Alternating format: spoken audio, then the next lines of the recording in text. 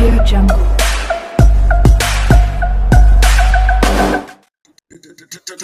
Hi, welcome to Prayers Radio.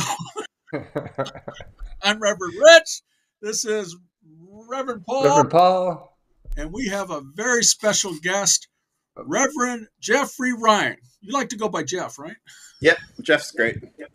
Oh, okay. Well, I just want to make sure of that because our studio audience doesn't know, but he's awesome because I've taken a class from him or two and I've interviewed him. He's just one of the best. And I'm going to let him tell a little bit about himself because he's the senior minister for Riverside CSL, Centers for Spiritual Living. And I mean, you've got a resume on here. He sent us this thing and it has all this information. He's Latin. Go and tell us about that. I want to say all this stuff. Let's do a little invocation first, Rich. Oh, okay. All right, let's do the invocation. Let's do. All right, you're got it. Start off with prayer, right? You know. That's why we're here. Let's start off with prayer. I mean, I'm just excited to have you here. Thank you. I'm great. I'm so excited and grateful to be here as well. So let's just come together in consciousness, if it's comfortable for you to do so and safe for you to do so, wherever you're watching or listening to us from. I invite you to go ahead and close your eyes and take in a deep, profound breath, recognizing that this breath is the one breath, the one life, the one infinite eternal that is maintaining and sustaining its beloved creation that brought forth through its breath all of life and all of creation.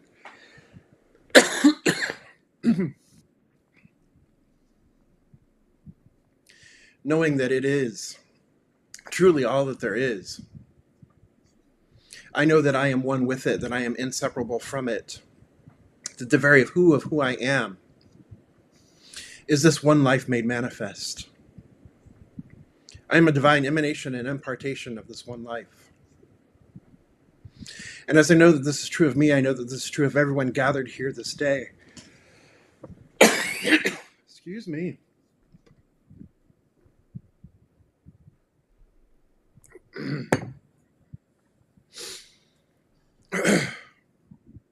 And is the one breath that maintains and sustains. As Ernest Holmes called it, it is love. The ever-givingness of spirit, withholding nothing.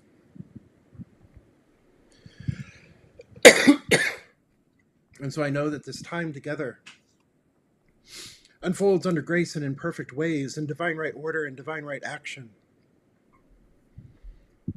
That we come together in consciousness and conversation, in holy communion and conscious union with each other, each a divine expression of this one life, each a transparency for the divine.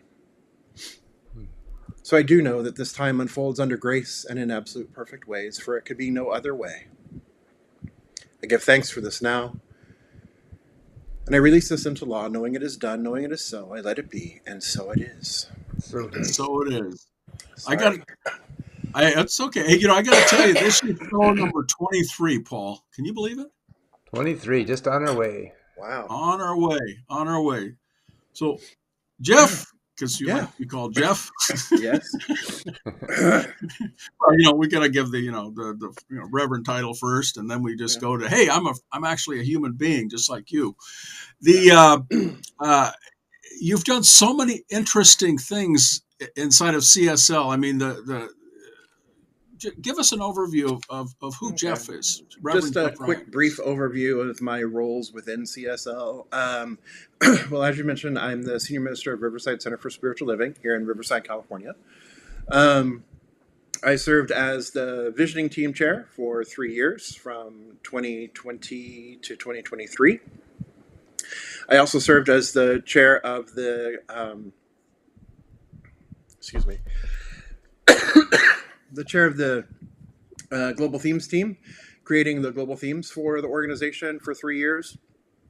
And I have been an adjunct professor with Centers for Spiritual Living School of Spiritual Leadership at San Diego and Los Angeles campus. And now I'm adding the Latin American campus to that as well. I will be teaching First Ministry, the class that I taught Rich that Rich was part of.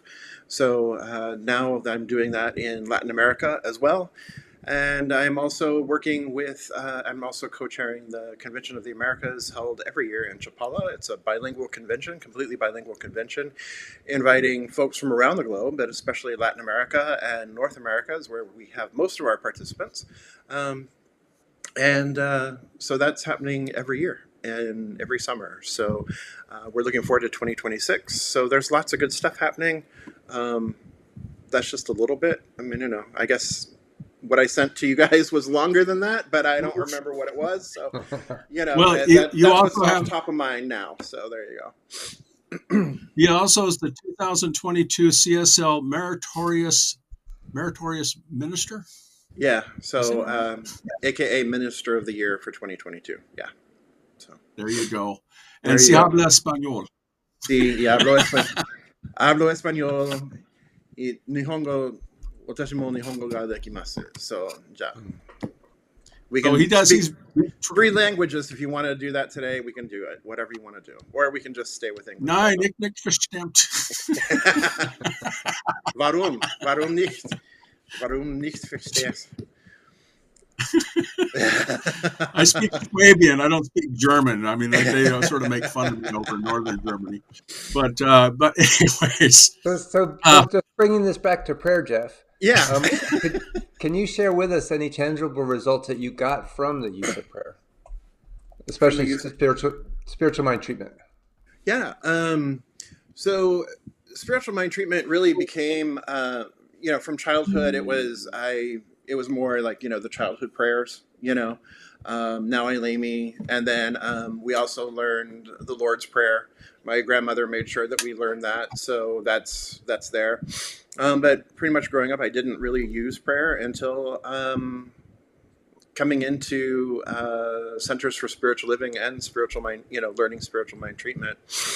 And what it did is it gave me an opportunity to really see and to have a conversation with the divine. It's not just about speaking; it's about listening. It's not just like putting in your order, if you will, into the universal diner or what have you. It's really also about listening, And so it gave what I loved about the structure of spiritual mind treatment with recognition, unification, realization, thanksgiving, and release is it gave a very clear, logical structure for praying.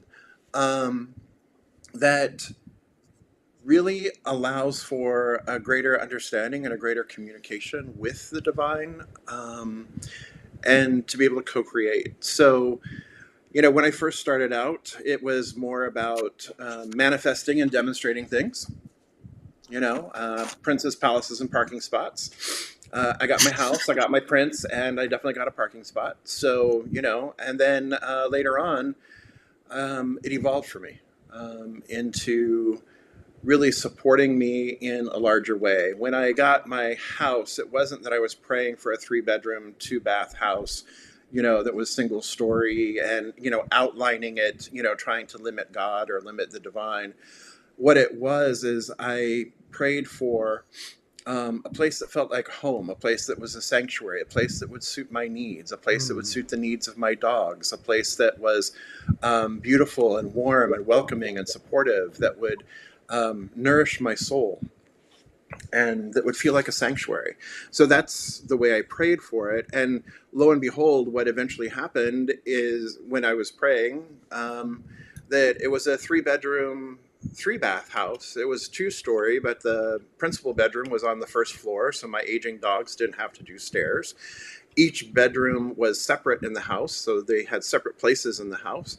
Each bedroom had its own bathroom. And so later on in my life, when I had folks looking for, a shared space, I was able to open my home to them and have them live in that same space. But had I been so specific before, I would never have gotten the space that was absolutely perfect for me. So don't limit God. God's got something much greater. The divine has got something much greater for you than your own limited mind, your own limited thinking. That's for sure. Yeah, when we limit the law, we get limited back. Yeah. Yeah. And so you were praying from a feeling part instead of a word part. Oh, absolutely. Yeah. Absolutely. I mean, I teach my students, you can, yes, words are important. And if all you do is pray love, love, love, love, love, love, love, love, love, love, love, love, love, love, love, love, guess what? It works too. It works Yeah. too. Because you're praying with feeling. The universe doesn't respond necessarily to, it does, but it doesn't respond necessarily to specific words. That's why the cancel, cancel, cancel thing just drives me crazy, crazy, crazy. It is the feeling. The universe responds to the belief, and the universe responds to the feeling. And what is the feeling and what is the belief behind it? It's not the words themselves, because you can just do the same with blah blah blah blah blah blah blah blah blah blah blah, right? You can do the same thing, and the universe will respond to the intention. The universe will respond to the feeling. The universe will respond to that. It's not the word specific itself. The words help us as human beings get into greater alignment with what it is that we want to see, what it is that we want to co-create, what it is that we intend. That's where the words come in. For So me, how do you stay grounded in prayer once you're in there? how do I stay grounded in prayer once I'm in there? Well,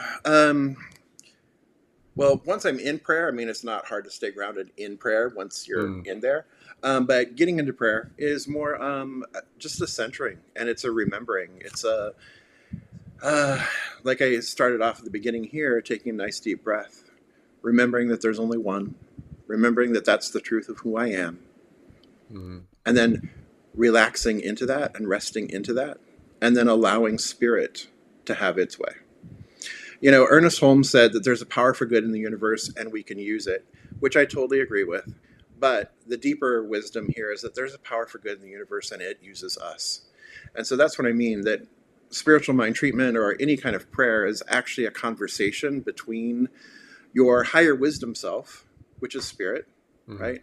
And your conscious self. And there is no separation between those two, though it feels or it appears that there could be a duality. There's not, but it's that kind of a conversation. And so it's just a deep listening. So to stay in that, just recognizing the oneness, recognizing that that's who I am, recognizing the truth of my being, that's what keeps me grounded in and stayed in prayer, as I move throughout, the day. Oh, perfect. Want to take the next one, Rich? Yeah, I was going to say you talked about the grounding, but how do you prepare for your day? Do you just wake up and say, "I'm good with God"? And what is it that you do? I love Wayne Dyer's, immediate gratitude. The feet hit the floor, and it's an immediate thank you. It's just an immediate gratitude for the day. Then what I do is I focus in on aligning with my vision, aligning with my values. There's certain scriptures that I have been working with over the years in contemplative meditation that are, guideposts for me. I and them and you and me, that we may be brought together in complete unity as one. Thy rod and thy staff, they comfort me. I have meat to eat that ye know not of. These are all phrases, scriptural phrases that I've worked with in contemplative meditation. And so then those then become the first thoughts of my day and the guiding force of my day, so that I'm living in greater alignment. So it prepares my day because I start my day there. So, and if I start my day in unity and oneness, because for me, the vision that I live daily, and I'm all about living your vision. So the vision that I live daily is to help people feel accepted, included, and a sense of belonging. And so if I can do that with every interaction that I have, then I know that I'm living in greater alignment with my vision, right? With my overall vision, with the vision that comes through visioning, that I'm living in that moment. So I'm having an infinite impact with every interaction. If I just remember acceptance, inclusion, belonging. Acceptance, inclusion, belonging. This is what I want people to take away from When they're with me, this is what I want them to experience when they're with me, and it's also what I want them to remember or take away with them, that they have felt accepted, they felt included, they have felt a greater sense of belonging, which then leads, of course, to a greater sense of wholeness and oneness.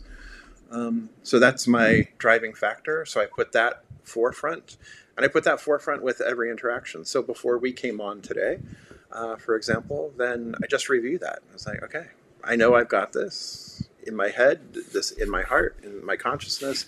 This is what I'm bringing forth. So I found living this way, living in prayer all the time, and I'm also living my vision all the time. Now, Right.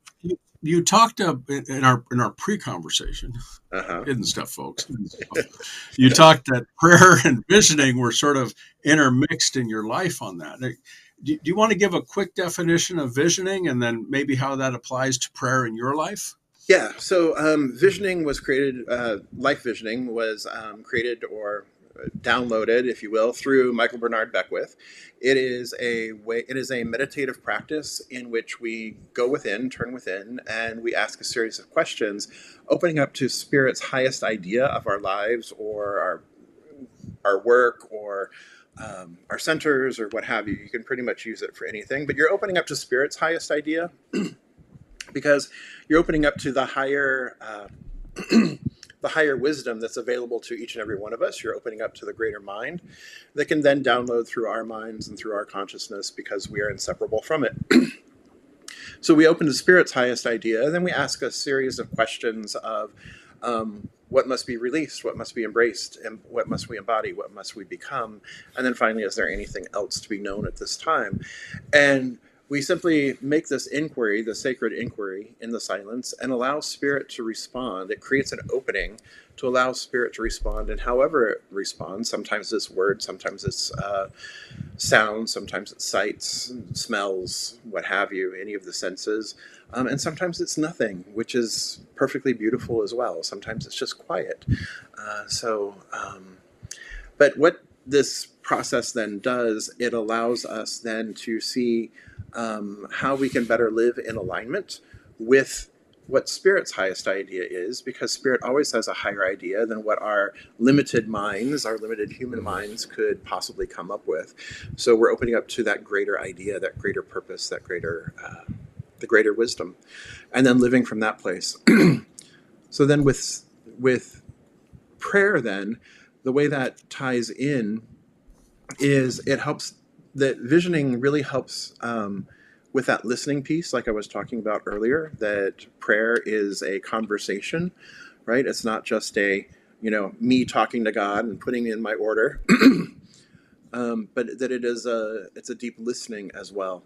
And so visioning helps with that. And the form of spiritual mind treatment really helps structure, and we can use it to support visioning in that we're not praying for the vision to be manifest. We're not trying to force the vision to be manifest. The vision is the vision. Where our work is in the release, embrace, embody, become.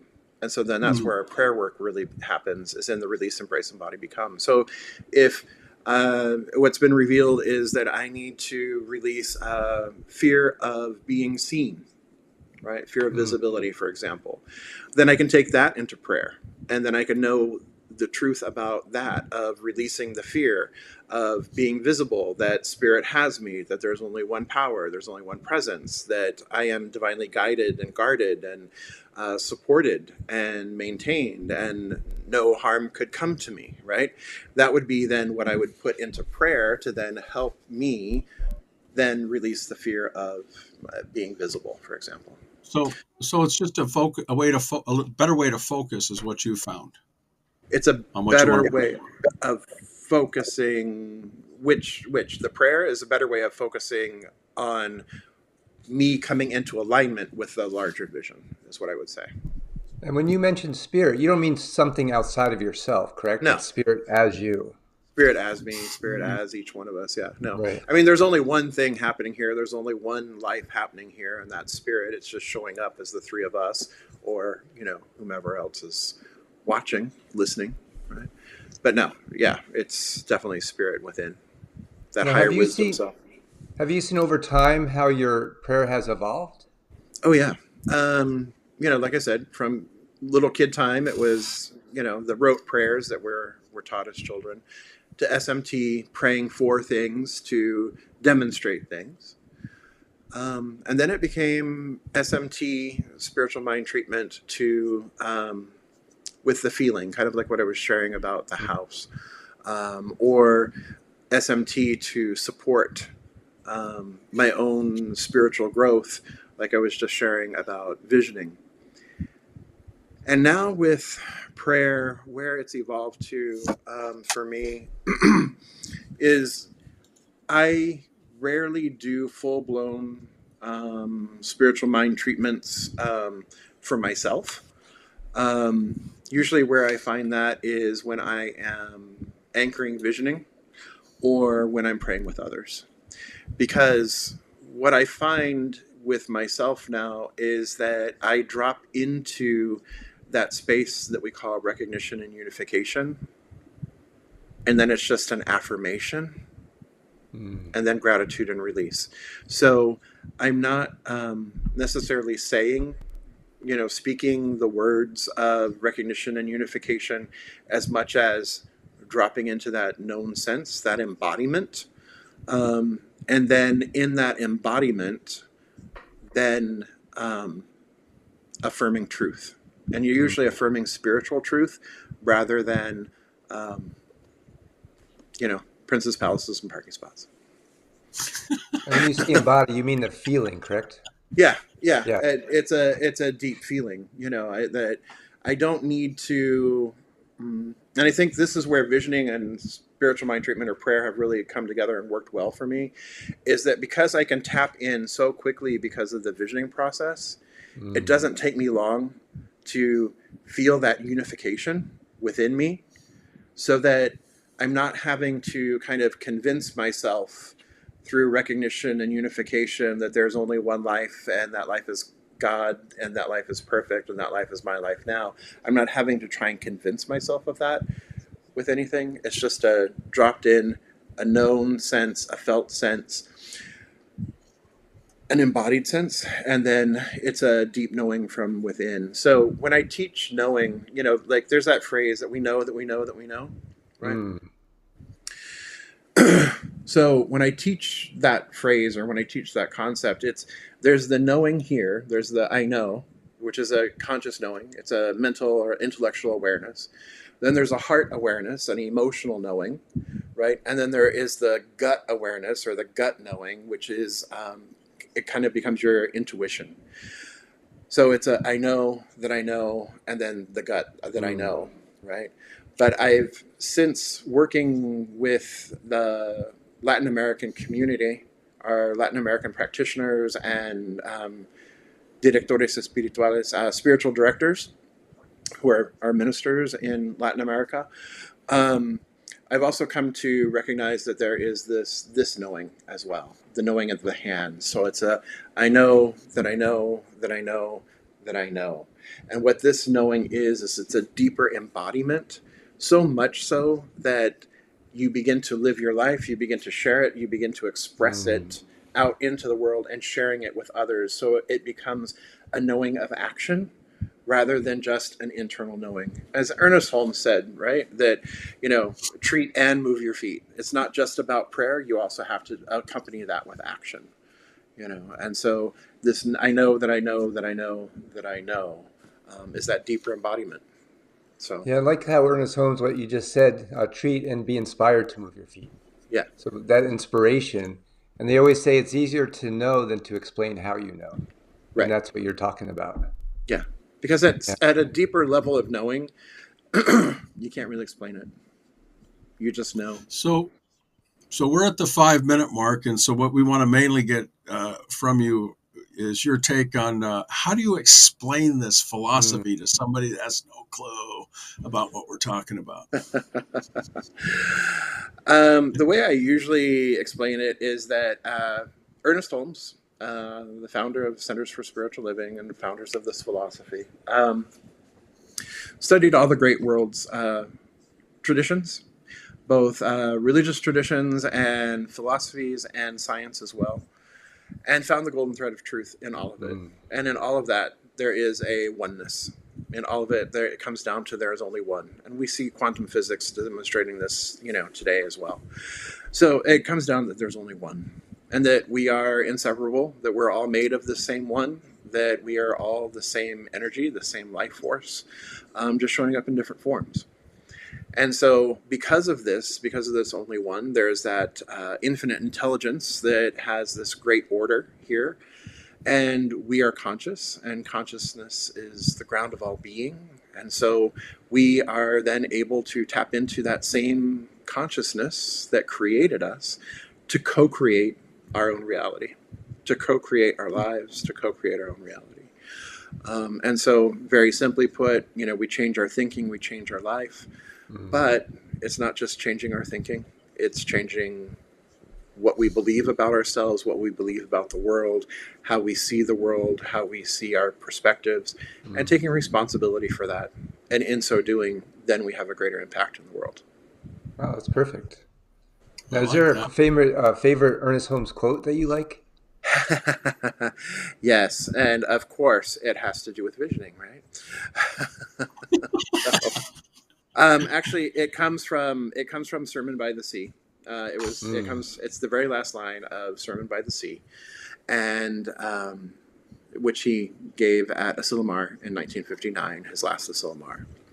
And it says, "I trust a vision and an inspiration, something beyond hope and longing, that the living Spirit shall through us walk anew into its own creation, and a new glory will come with a new dawn." Wow, perfect. Now, our favorite one is, and don't say Science of Mind, and don't say The Thing You Called You. What is your favorite Ernest Holmes book? I like Living the Science of Mind, actually. Living the Science of Mind. Oh, okay. And the reason why I like that one is because I am, even with all of the mystical and ethereal and what have you that I love, I am also very practical and down to earth about it all. And so what I love about Living the Science of Mind is that it's practical applications. It's the larger teachings distilled down into smaller bite-sized, perhaps even more readable chunks, and that it's practical. It talks about practical application. And I'm all about the practical application. We can talk theory all day long. That's one of the things that, Science of Mind, we have a tendency to want to get in our heads. And, I've already shared, I'm about the embodiment. So, give me the practical. It does no good if I can't practice it. So, that's right. Where's the meat? Yeah, exactly. I have meat to eat that you know not of. There you go. Well, we're at our 3-minute mark, so I just wanted to check in with you. You're currently preaching, if I want to say it that way, at riversidecsl.org, correct? Yes, riversidecsl.org is where you can find us. Yep. You can find us on Sundays on YouTube and Facebook. We live stream at 11 a.m. Pacific time, so you can find us there. So, and you have JeffreyRyanCoaching.com also is your personal site, correct? JeffRyanCoaching.com. Yeah, it's Jeff Ryan. It's JeffRyanCoaching.com.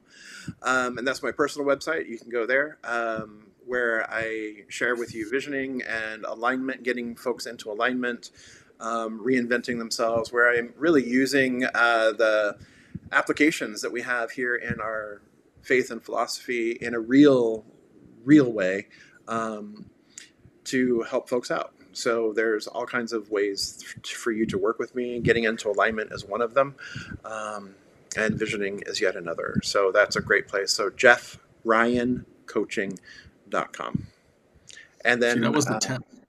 Huh? Yeah. That was the tap. Yeah.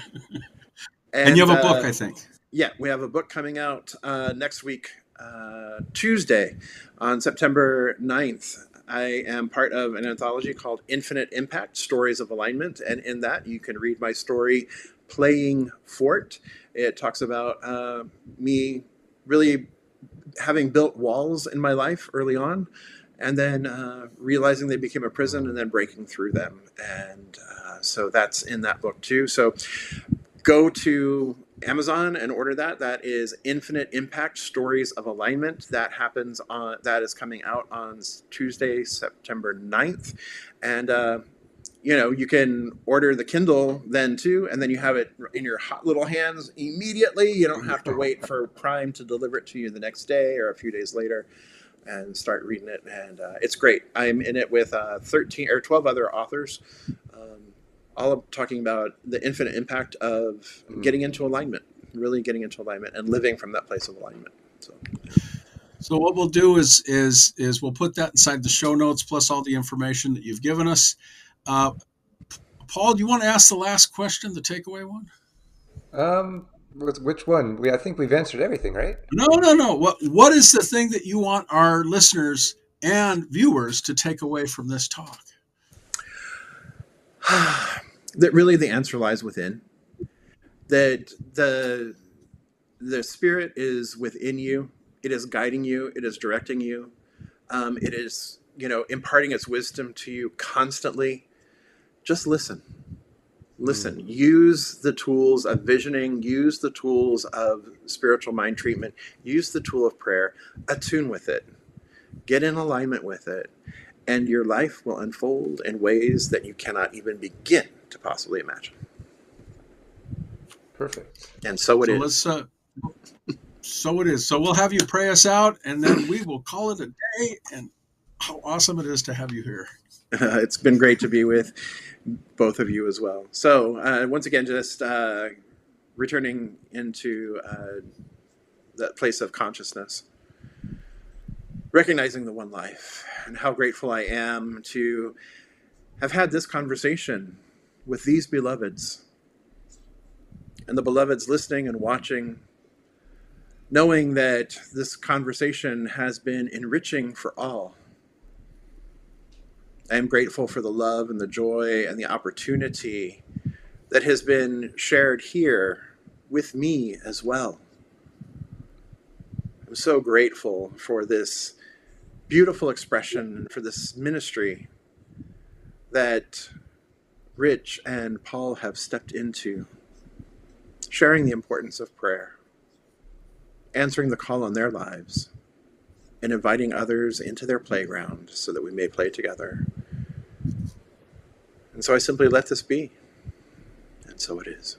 And so it is. And so it is. Hey, I'm thank Reverend you, Rich. This is Reverend Paul, and we are Prayers Radio, and we want to say a big thank you again to Reverend Jeff Ryan. And I said that because that's the whole thing. And we will see you next week, and have a great day, and everybody say goodbye. Hey, Bye. thank you, Jeff. Thank you, everybody. It's great to be with you guys.